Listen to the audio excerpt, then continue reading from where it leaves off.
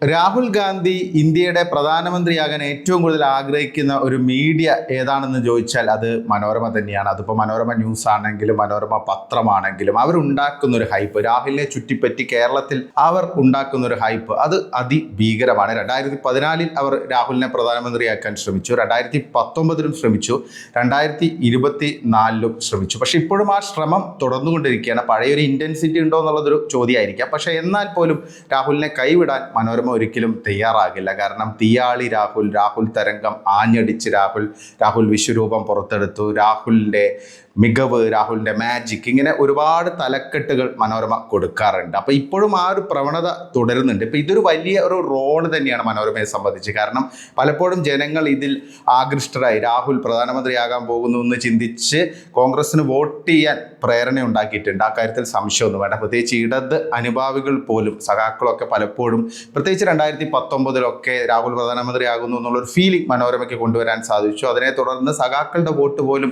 കോൺഗ്രസിന് ലഭിച്ചിട്ടുണ്ട്. കാരണം മോദി വിരോധം, കാരണം മോദിയെ എങ്ങനെയെങ്കിലും താഴെ ഇറക്കണം, രാഹുലെങ്കിൽ രാഹുൽ എന്ന് ചിന്തിച്ച് ഒരുപാട് സഖാക്കൾ, CPM-മാരും CPI-ക്കാരൊക്കെ ഈ പറയുന്ന കോൺഗ്രസിന് വോട്ട് ചെയ്തിട്ടുണ്ടെന്നുള്ള കാര്യത്തിൽ സംശയമില്ല. അപ്പോൾ ഇതൊക്കെയാണ് മനോരമയുടെ ഒരു റോള്. രാഹുലിനെ ചുറ്റിപ്പറ്റി രാഹുൽ വലിയ സംഭവമാണ്, രാഹുൽ ഇന്ത്യയിൽ ഒരു തരംഗമാണെന്ന് വരുത്തി തീർക്കാൻ അവർ ശ്രമിക്കാറുണ്ട്. ഇപ്പോഴും ആ ഒരു ശ്രമം അവരുടെ ഭാഗത്ത് നിന്ന് ഇങ്ങനെ നടന്നുകൊണ്ടിരിക്കുന്നുണ്ട്.